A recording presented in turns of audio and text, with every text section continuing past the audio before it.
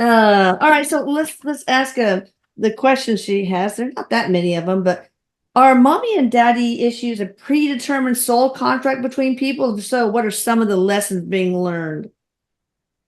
Erik The ones says, I learned were how to be better nurturing, how to again, forgive, things like covered that. this in the beginning. So it's not that he's not respecting the question, but they already answered it. Okay. So it is once again, Yeah. he will repeat it. He says, for those in the back, the back, the back. He says it's really a very profound understanding coming into this life that we are going to have these experiences, and you need to trust your soul people, that your soul would not put you through this unless it wasn't strong enough to deal with it. Right. Your out is your choice.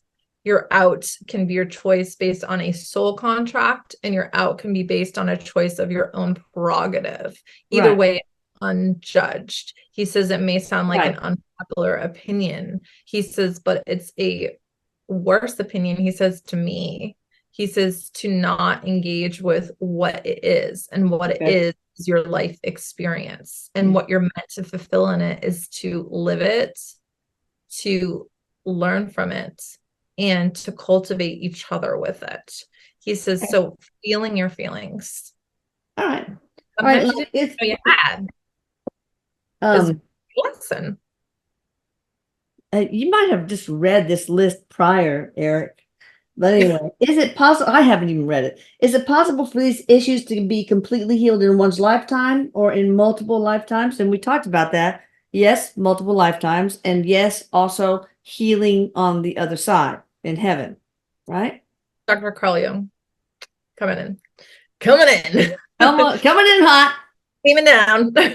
He's saying, he says, but yes, he says the bigger question is, why would you want to relive something that you already have experienced, you've already learned from, you already know, as a negative again, when you've already, yes, you can relearn it in a different way if you prefer. He says, but most of the time it's an acknowledgement for your karmatic cycle of soul growth. Once you've developed through it, the trick is the development through it, to allow yourself the process of grieving it. This is the misinterpretation that a lot of people have, he's saying, is the allowing yourself the full cycle of engagement here. He says of developing that masculine and that feminine in yourself to really release, to really let go, to really feel, to really allow yourself to cry, to get angry, Yeah. to be vulnerable. He says that is, and he's bringing up to me again, like how I got really mad, and I didn't, like, I'm not trying to make myself sound like a pussy, but like I don't get mad. Okay. I Yeah. just get very like, I'm sorry, this time though, man, if I could have run somebody over, I probably would have. No. Almost did. No, I'm just kidding. No. No, Okay. no, no. But that makes sense. Do mommy and daddy issues have to do with intergenerational or enmeshment trauma that needs to be addressed? If so, how do we break the cycle? Did we cover that already? Yes, yes, we did. Okay. I, Ah, again, allowing yourself to open up to the idea of engaging, Dr. Young here, engaging in these instruments and tools that far surpass the levels of my day. So he's bringing up like EMR, oh yeah. right? EMDR? Right. Yeah, yeah, that Yeah, term. right. Yeah. Is bringing up ways of coping beyond books. So going into, and he's bringing up like Edgar Casey, like the sleeping Okay. psychic. I love Edgar Casey stories, and how you can really regress your own self pattern by the way you did. He says, "Sweet Elisa, Oh, okay. you guys have developed a friendship. Look at you two." Oh, he's my bud. All right. How did people with these issues maintain healthy relationships? I think it's mostly about just when you finally ultimately work through the grief, the emotions, the anger, and finally choose to be you This instead is of what who mommy and daddy wanted you to be or thought Eric that said. you Eric were. saying, why certain people are brought into your life, to help you release these patterns, Mm. to help you see through these patterns, to help you grieve through these patterns, to help you release these patterns, to help save you from these patterns.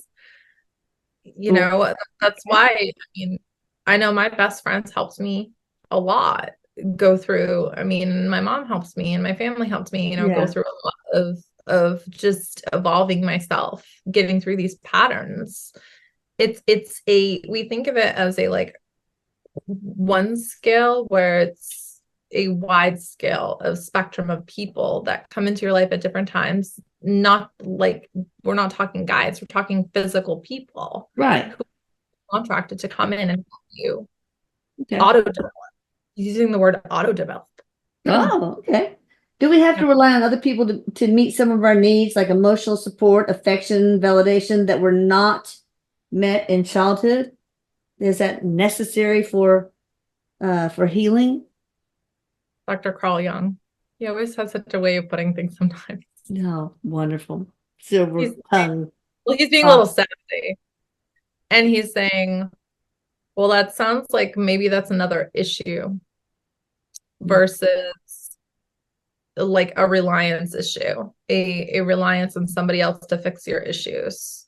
So now you're taking an issue and you're turning it into another issue. He says, because you didn't deal with the first issue first. It's not up to other people to fix something. It's No. up to other people to have that contract with you at the way beginning to decide to come in and play out these characters with each other to help you evolve, which in turn that helps them evolve. He says, doesn't it make you feel good when you share something, when you help somebody progress? But is it up to them to progress you? That's the question. And if you're asking that question, then there's a deeper question that you have within yourself that needs to be answered. And there's deeper issues that you have that need to be solved. And it's not about the other people. You're putting too much accountability on other people. And he says, and how fair is that? Again, it's your choice. Right. Okay. What about parents who have already passed on? Is healing still possible? 100%. Yeah. In the same way, there's not much difference, right? He says, we're all here and we're all there. Okay. That makes And sense. it's a matter of ripping up your soul contract. All It's right. not a matter of, I'm having a hard time with this one myself recently, very, very recently. Um, Dealing with something that it's like you sit there going, how do I forgive something that's going on my entire life and I haven't dealt with in 27 years? Like, how do you do it's and what I've learned through my guides and talking to Erik and talking even to Dr. Carl Jung, he's been there ever since my first channeling with him. You know, Oh, it's not about forgiving other people, it's about forgiving yourself for being a human and for allowing these feelings that you felt and for allowing yourself the process. Erik's saying, and it's almost like the doctor here and him are like kind of echoing each other, allowing yourself the process to develop the process of grief, allowing yourself to grieve through what you thought it should be, having those expectations set and like seeing how other people's lives are led and yours were not led the same, yeah. and allowing yourself to let go, to let it go. You have to let it go. It's not about fulfilling the other person's needs. I'm a very much a people pleaser because of my own experiences. Yeah, me too. Yeah. And so, you know, one of those issues of mine is like very, it's really coming to light, you know, now. And so Erik's been constantly there, and my other guides and family members and friends have been reminding me, like, it's not about forgiving my dad. It's about forgiving myself for not having the coping mechanisms yet to deal with the things that were happening to me. I Yeah, needed to go through it. I needed to process through it. That was my life experience. right. That was what I was supposed to do. I was supposed to have this experience. That was what my contract was. And now it's time to forgive it, forgive myself. I can't change somebody. You can't change somebody. They have to want to change Mm-mm. themselves. You can But only be responsible for what you do and how you react to the behavior and etc. of others. That's all. Yeah. So it's about my own reaction to I some of these things are so, how could I forgive them? But it's not about that. What it's about is forgiving myself for everything that happened after that I blamed on that.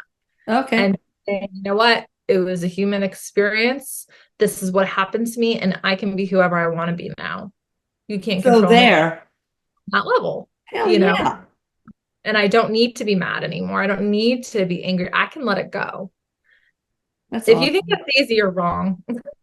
That is It's awesome. super hard. It's really, it's the most vulnerable like you'll ever feel in your whole life, Mm. to completely put your own ego aside with your parents Yeah. about, or one of your parents about something that is so horrific, Yeah. like letting it go. I Yeah. talk to so many clients and all the other memes too. It's like this is something that is a regular that we talk to people about. Yeah. I mean, you have to just understand that. And this is Erik coming in right now. He says you have to understand that the freedom to forgive yourself is a choice. The freedom to let it go is a choice.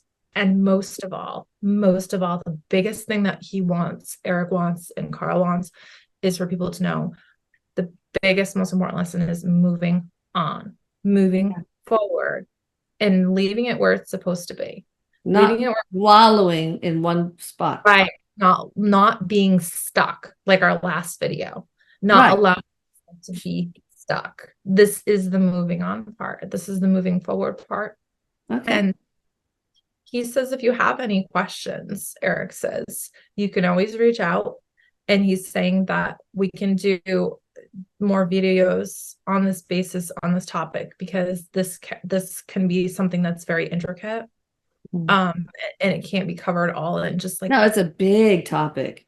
yeah, because Wow. there's so many things that can come from, and there's so many questions, and it's so personal. Yeah. All right. One more thing I want to ask before we close. Inner child work. How important is that to go back and regress to the little child that was you and love on it and all that kind of stuff?